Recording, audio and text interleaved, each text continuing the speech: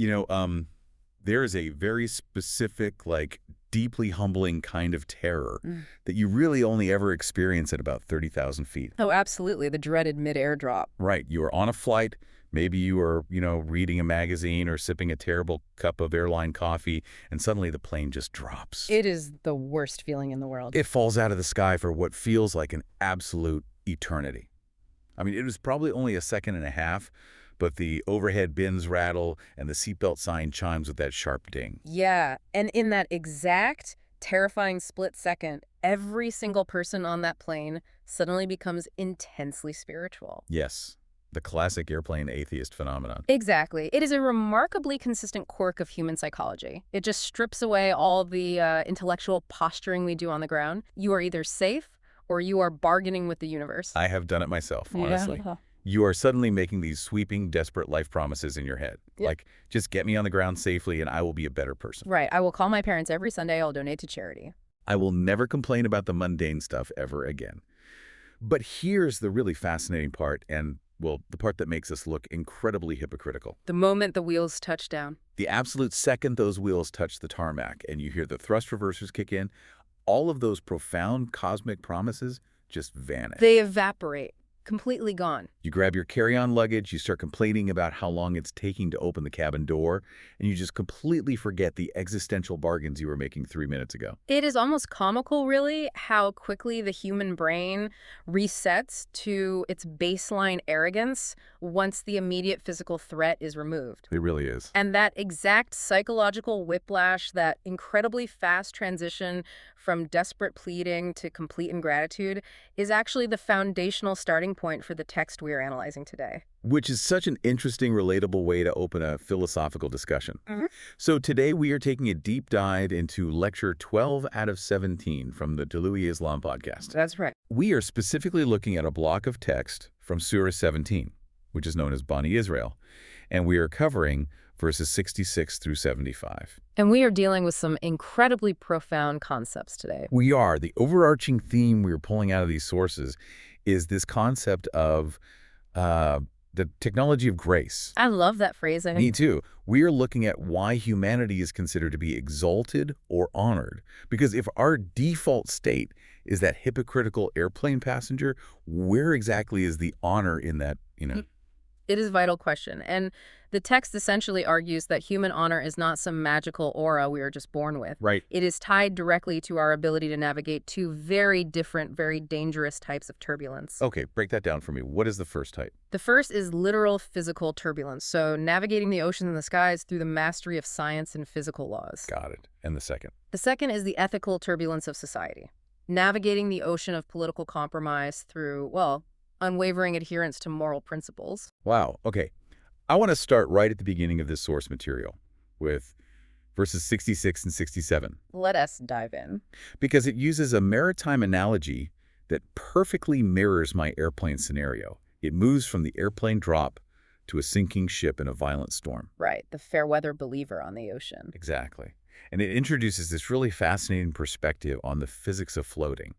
Now, historically, a lot of texts talk about a higher power driving the ship across the ocean. They do. And the common interpretation there is usually highly literal, almost mythological. Like a giant invisible hand physically pushing a wooden boat over the waves. Yes, exactly like that. So how does the author of this lecture reframe that idea? Well, the author is working within a highly rationalist framework, and they flip that traditional mythological reading completely on its head. Okay. The text argues that when the verse says the divine drives the ship, it is not describing a constant miraculous suspension of the rules of nature. It is not a magic trick. Not at all. Quite the opposite, actually. It is describing the absolute, unyielding application of divine physical laws. Oh, interesting. So the driving is just the mechanics of the universe working exactly as they are designed to work. Precisely.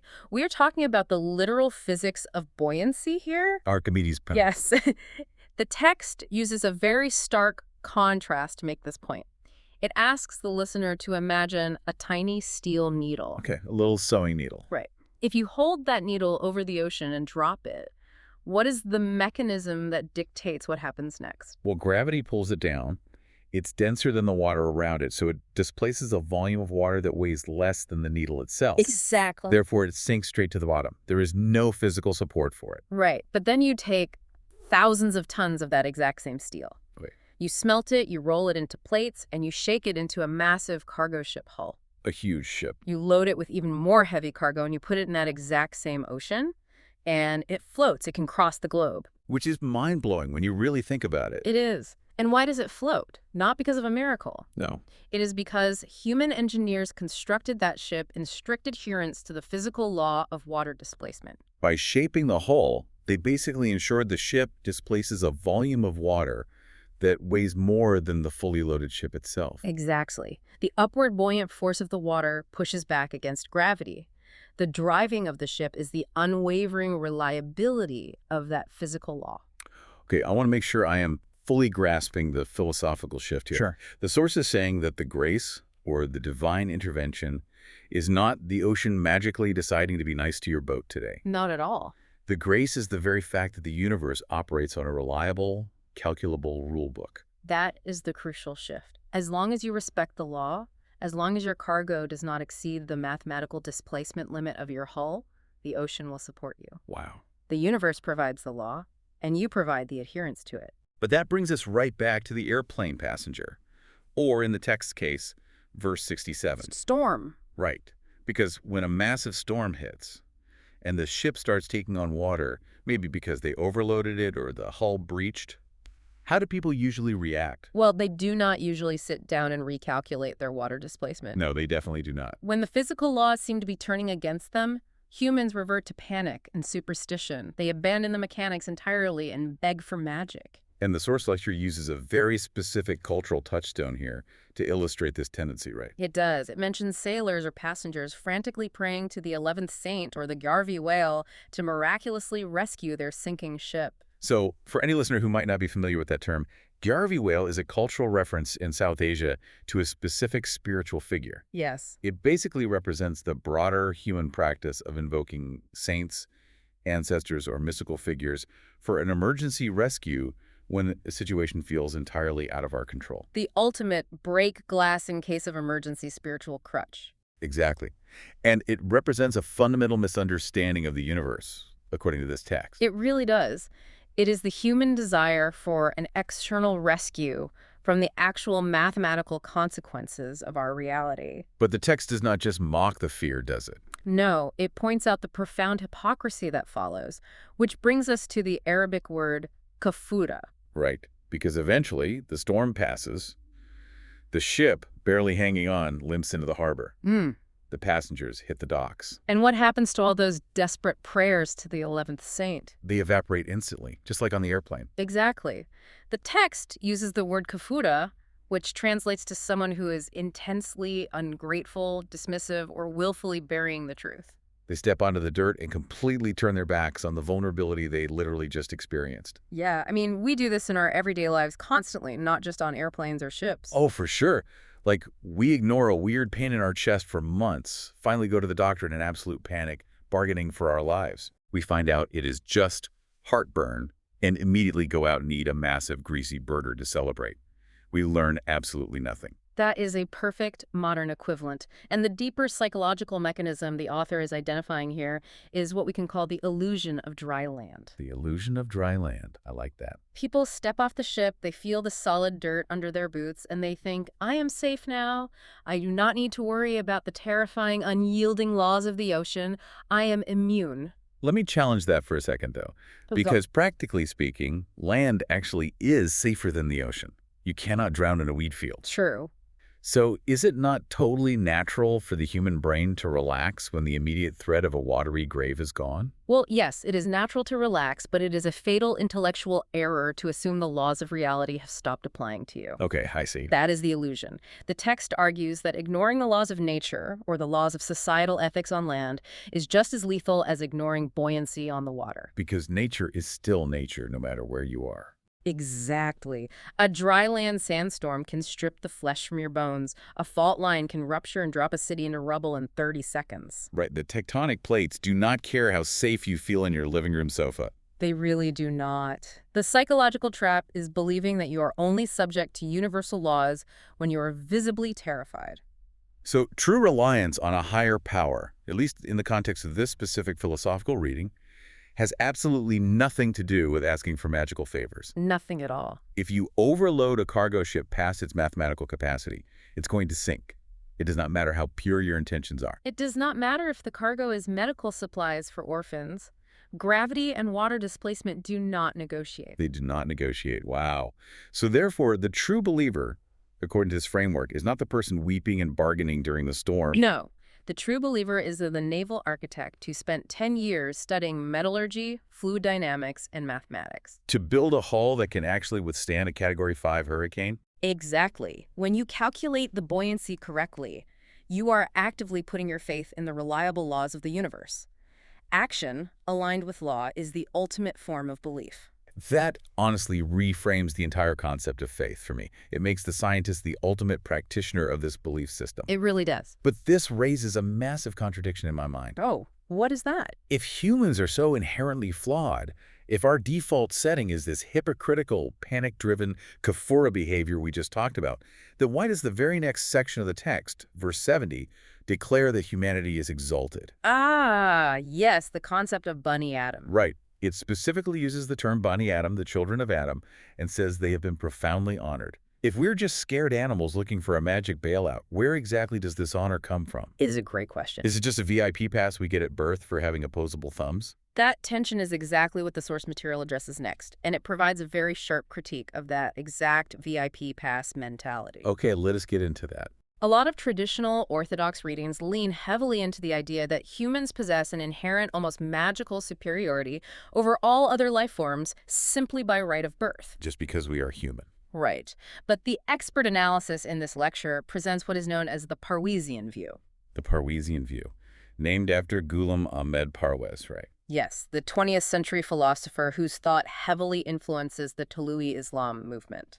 Okay, let us slow down and really unpack this Parwezian view, because a lot of people listening might have grown up with the idea of original sin or karma, or the idea that you are born into a specific spiritual rank. Which is very common. So how does this framework handle the concept of a human birthright? In this framework, being Benina Adam, a child of Adam, meaning a human being is not a badge of automatic superiority, it is a statement of immense, untempered potential. Potential. The text argues that every human child is born as a blank slate. Wait, I have to push back on the blank slate idea a little bit. Go ahead. From a modern scientific perspective, we know we are not truly blank slates. We have genetics, we have hereditary predispositions. Biology plays a role. And we know that generational wealth, trauma, and geography mean that the starting line of life is absolutely not equal. Does the text account for the fact that a child born in a war zone does not have the same slate as a child born into a billionaire's family? That is a very important distinction to make, and the text's concept of the blank slate is not a denial of biological or socioeconomic reality. Okay, so what is it then? It is a spiritual and ethical declaration. What it means is that you are born devoid of any inherited spiritual debt. Nice. There is no original sin. You are not born guilty because of an ancestor's mistake. That makes sense. Conversely, you are not born with an automatic, unearned spiritual rank. A king and a pauper, regardless of their bank accounts, are born with the exact same baseline human dignity and fundamental human rights. So the slate is not about your bank account or your DNA. It is about your ethical potential. You do not start the game with negative points. Exactly. So if the honor is not automatic, if it is not just handed to you, how do we actually earn this exaltation? Right. How do... The verse explicitly links the honor of man to his ability to carry himself over the land and the sea. And this brings us back to the physics of the ship, but on a much grander scale. How grand are we talking? Well, the lecture points to a very specific mid-20th century example to illustrate this ancient verse. I love when ancient texts get applied to modern events. It is fascinating. It asks the listener to picture scientists and engineers sitting in a control room here on Earth. Okay, I am picturing it. They are working with slide rules, early computer mainframes, and incredibly complex mathematical equations. Right. They are calculating orbital mechanics, the gravitational pull of the Earth, the precise thrust and burn time of rocket engines. It sounds like mad. And the trajectory required to intersect with a moving object 250,000 miles away. The Apollo missions. The Apollo missions. And through that pure, unadulterated application of human reason and their strict adherence to physical laws, they send a human being in a metal tin can all the way to the moon, land them, and bring them back. Wow. The author of the text argues that this mastery over physical laws is the true, ultimate manifestation of human exaltation. That is wild to me, because in a lot of cultural narratives, science and religion are treated like bitter enemies. They are often pitted against each other, yes. There is this idea that exploring the stars or uncovering the mechanisms of the universe is somehow arrogant or a defiance of the divine. But this text is saying the exact opposite. Right. It is saying that doing the complex calculus to land on the moon is the spiritual act. It is the highest form of respect for the laws of the universe. When those scientists sit in Houston, trusting their trajectory calculations, they're demonstrating a profound reliance on the reliability of the cosmos. They're utilizing the technology of grace. Exactly. We are not exalted because we have a magic VIP pass. We are exalted because we possess the engine of reason required to comprehend the rulebook of the universe and use it to elevate ourselves. That is an incredibly empowering thought. It means honor is a verb. It is something you do, something you figure out. Yes. But keeping with this space exploration theme, there is a fascinating nuance in verse 70 that I want to pull out. What did you notice?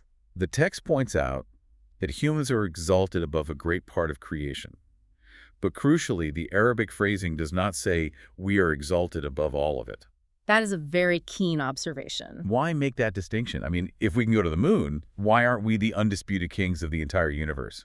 Because the author understands cosmology. To explain this specific linguistic distinction, a great part versus all the lecture takes a breathtaking pivot. Oh. It brings in a reference to Sir James Jeans. The famous British physicist and astronomer. A very same, from the early 20th century. I love when astrophysics seamlessly enters a textual analysis. So what is the James Jeans analogy? Well, Sir James Jeans spent a lot of his career trying to communicate the unfathomable, terrifying scale of the universe to the general public. Which is hard, because human brains are just not built to understand billions of light years. Right. So the lecture uses a variation of his imagery to induce a sense of profound humility. It asks you to imagine our entire Milky Way galaxy. Okay. We are talking about hundreds of billions of stars. We are talking about exoplanets, nebulas, supernovas, supermassive black holes, a structure so massive that light takes 100,000 years just to cross it.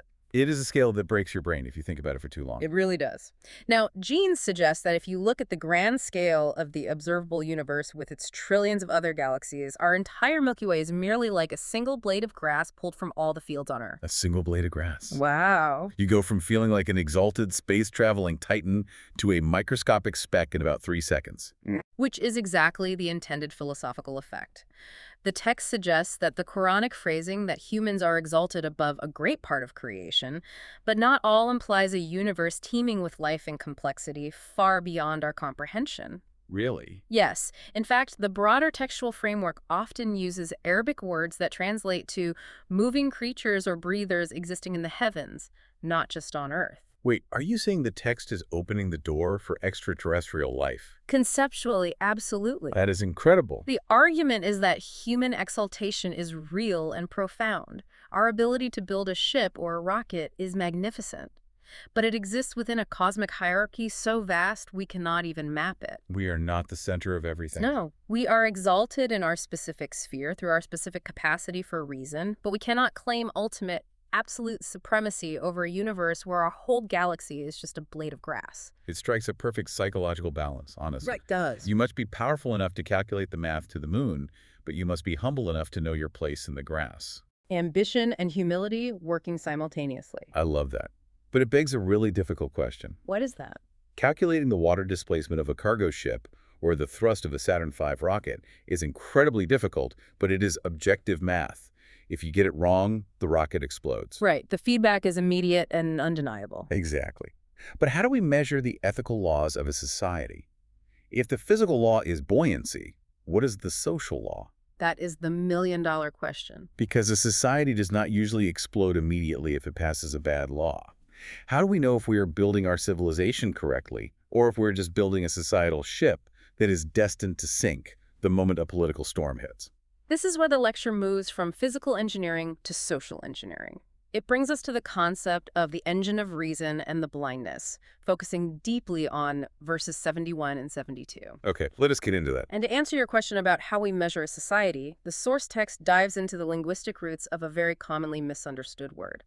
It unpacks the word imam in verse 71. Now, when the vast majority of people hear the word imam today, they immediately think of an ecclesiastical figure. They do. Like a religious leader, someone leading prayers in a mosque, or some sort of political religious authority. Yes. The modern conventional usage has drifted almost entirely into the realm of religious hierarchy. But the source text, using its rationalist methodology, strips away centuries of cultural accumulation. It goes back to the roots. It goes back to the absolute root linguistic meaning of the word in classical Arabic. Before it ever meant a religious leader, the word imam referred to a specific tool used by builders and architects. A tool. It was the sahul. The sahul, what is that? In English, it is the plumb line. A plumb line. Okay, let us visualize this for anyone who has not worked in masonry or construction. Please do. A plumb line is one of the oldest, simplest, and most perfect tools ever invented. It is literally just a piece of string with a heavy, pointed metal weight tied to the bottom of it. Very simple. You hold the string, gravity pulls the weight straight down toward the center of the earth, and the string creates an absolutely perfect, mathematically precise, vertical line. Exactly. If you are a mason building a brick wall, you do not just eyeball it. Well, your eyes will deceive you. You hang the plumb line. That string, dictated by the physics of gravity, becomes the ultimate objective standard of truth for your wall. If you align your bricks perfectly with the string, your wall is straight. Its center of gravity is supported, and it will stand for centuries. But if you deviate from the plumb line, If you decide, that's close enough, and you lay your bricks just half an inch off that vertical axis at the bottom, then by the time you build the wall 20 feet high, it is a foot off center. the center of gravity shifts outside the base of support. And the whole structure is compromised. It is not a matter of if it will collapse, but when. It will eventually fall under the weight of its own compromised physics. So when the text refers to an imam in this societal context, it is not talking about a human being in robes leading a ritual. Not at all. It is talking about a societal plumb line. Wow. It is the ideological standard of truth, the unchangeable ethical and constitutional principles upon which a civilization is built, the sahul. So you must measure your economic systems, your justice systems, your foreign policy against this absolute vertical line. Precisely. And the text pairs this architectural concept with another classical Arabic idiom in the same verse. The idea of the book of deeds being given in the right hand, or yamin.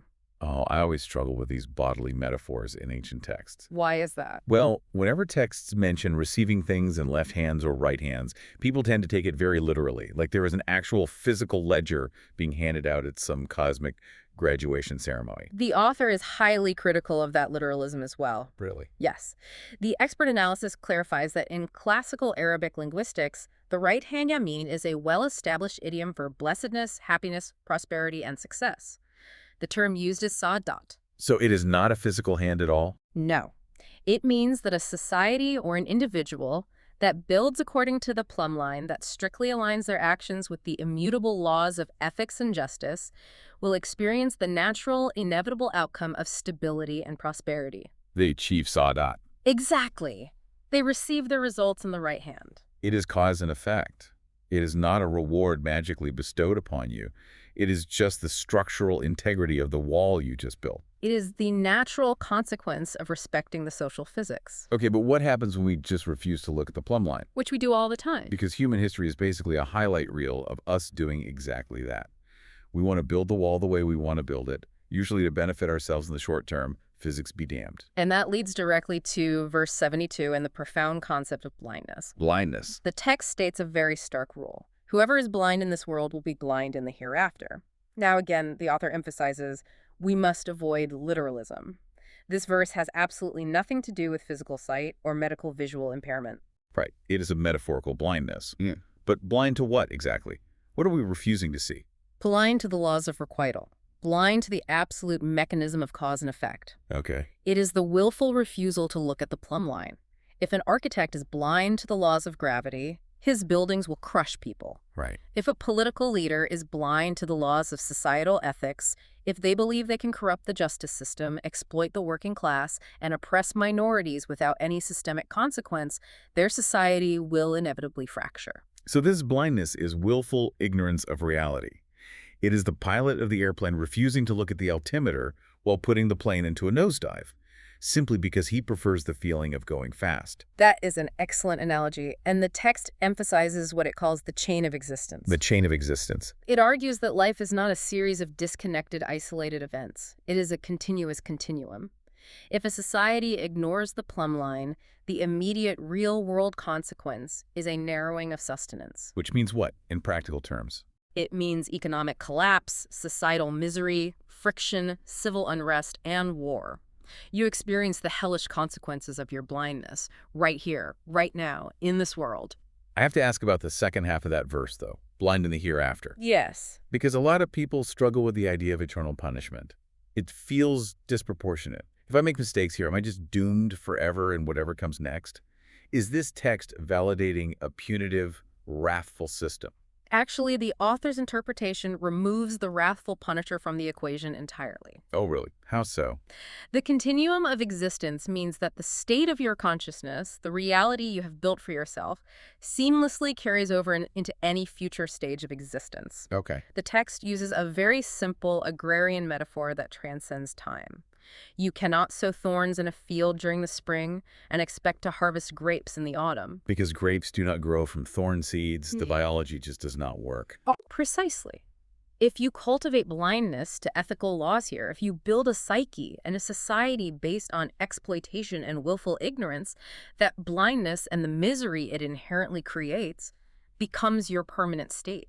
There is no magical reset button just because you transition to a different stage of existence. No. You do not suddenly gain sight if you spent your whole life actively destroying your own eyes. That is intensely rational. It completely strips away the idea of arbitrary reward and punishment. It does. It is not that a deity is sitting on a cloud throwing lightning bolts at you because you broke an arbitrary rule. It is that you built a crooked wall and gravity pulled it down on your head. The punishment is baked into the crime itself. The universe is not punishing you. The physics are just resolving themselves. It is the ultimate accountability. It is, which brings us to the most difficult and arguably the most relevant part of this entire deep dive. Okay, I'm ready. Because it is easy for us to sit here in a studio and agree that the plumb line is important. But what happens out in the real world? What happens when the architect actually wants to build a perfectly straight wall, but the people paying him, or the mob outside his window, demand a crooked one? Ah, yes. Yeah. The collision of high ideals and messy reality. Politics. Pragmatism. Exactly. What happens when we take our perfectly engineered ship out of the dry dock and launch it into the turbulent, unpredictable, deeply emotional ocean of human society? This is where we enter the final section of our analysis today. Social physics and the concept of the near compromise, covering verses 73 through 75. Well, let's get into it. This section is a masterclass in political psychology. It explores the ultimate test of any reformer, leader, intellectual, or even just an average person trying to live ethically. And what is that test? It is an exploration of the intense, almost unbearable societal pressure to compromise on core principles. And that pressure is so rarely a dramatic, cartoonish demand for you to become evil. It is insidious. It is the whisper in the ear. Yes. The elites or the masses do not usually say, abandon everything you believe in. They say, just bend the rules a little bit. Show some flexibility. Be realistic. Right. If you just make this one tiny concession to our cultural norms, we will give you funding, we will put you on television, we will vote for you. And you can do so much good once you have power. Exactly. And all it costs is this one little principle. It is an incredibly seductive psychological trap. It is the trap of what the text calls practical wisdom, or pragmatism.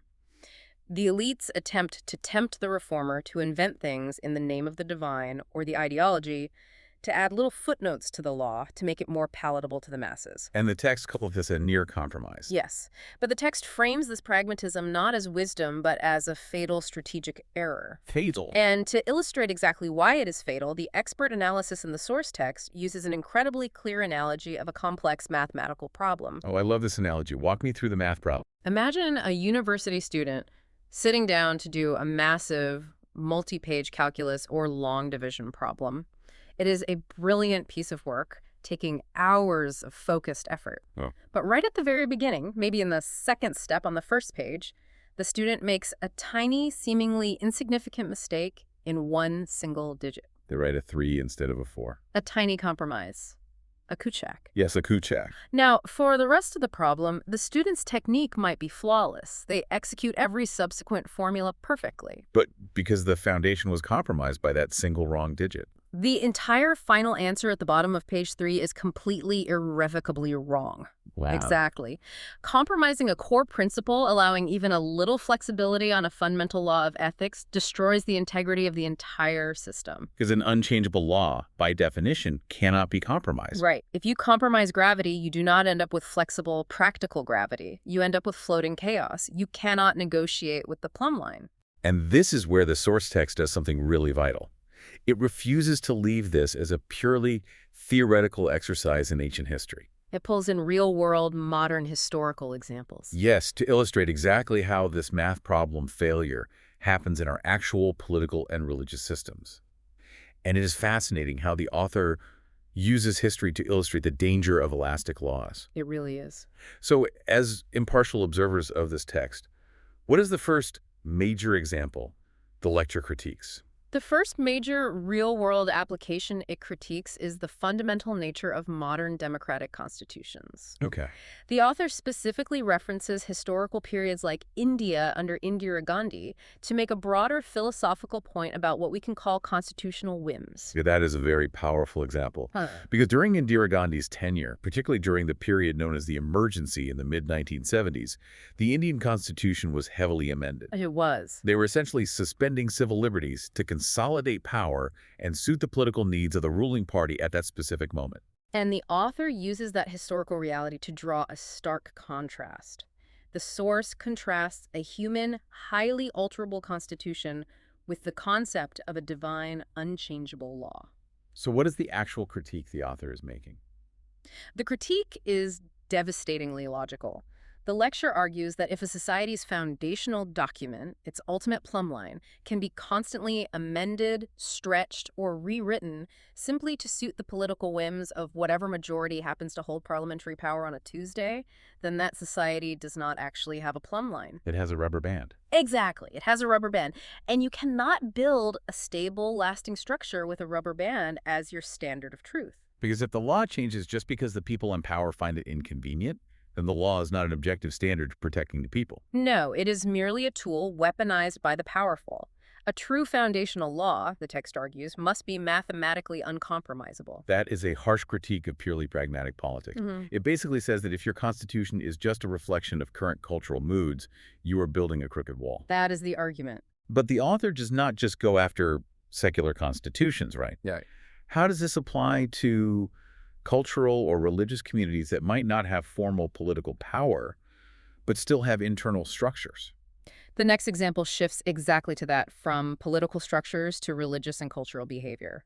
It focuses on the immense danger of replacing actionable ethics with hollow emotional rituals. And how do they illustrate that? To illustrate this, the source uses the metaphor of the Wailing Wall, referencing the Western Wall in Jerusalem. Okay, let us unpack this carefully to understand exactly what the author is driving at metaphorically, because we are talking about historical behaviors of communities. Right. The author is using this as a broad historical critique of any community that loses its political and societal autonomy because they fail to adhere to the hard, physical, and ethical laws of reality. And instead of correcting their structural failures, they retreat into performative grief. The argument is that relying on yearly rituals of weeping or lamentation over past glories, rather than taking actionable, pragmatic steps aligned with the laws of nature and societal building, leaves a community entirely powerless. how often do we do this in our own lives, though? I mean, we do the exact same thing on a micro level. Oh, all the time. We complain endlessly about a toxic workplace to our friends, or we lament a bad habit, which is our version of the ritual weeping, but we never actually take the actionable, difficult step of quitting the job, setting a boundary, or changing our routine. Exactly. It feels like we're doing something because we are experiencing intense emotion, but structurally, nothing actually changes. That is a perfect translation of the concept.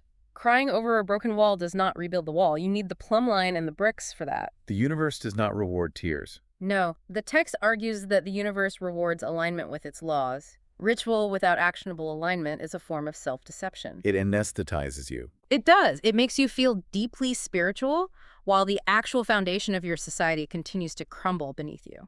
Which brings us to the third real-world example from the text, and this one hits very close to home for the author's own regional history in South Asia. Yes, it involves a political movement in the 1970s involving the Jamaat Islami party. Walk us through what the source says about this. The text recounts a specific historical moment involving a highly prominent intellectual figure named Maulana Amin Ahsan Islahi. Okay.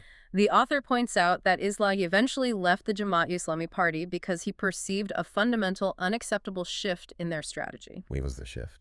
He accused the party leadership of abandoning its core, unchangeable ideological principles in favor of a new strategy they called hikmat-i-amli. Which translates roughly to practical wisdom or tactical wisdom, right? Yes. And in the rough-and-tumble, zero-sum world of electoral politics, practical wisdom is usually just a polite euphemism for doing whatever it takes to win votes. Precisely. The author of our source text equates this hikmat-i-amli directly with Machiavellian politics. Wow. It is the conscious, deliberate decision to compromise on core truths simply to gain a temporary electoral advantage or institutional power. And what is the argument here? The argument here is profound.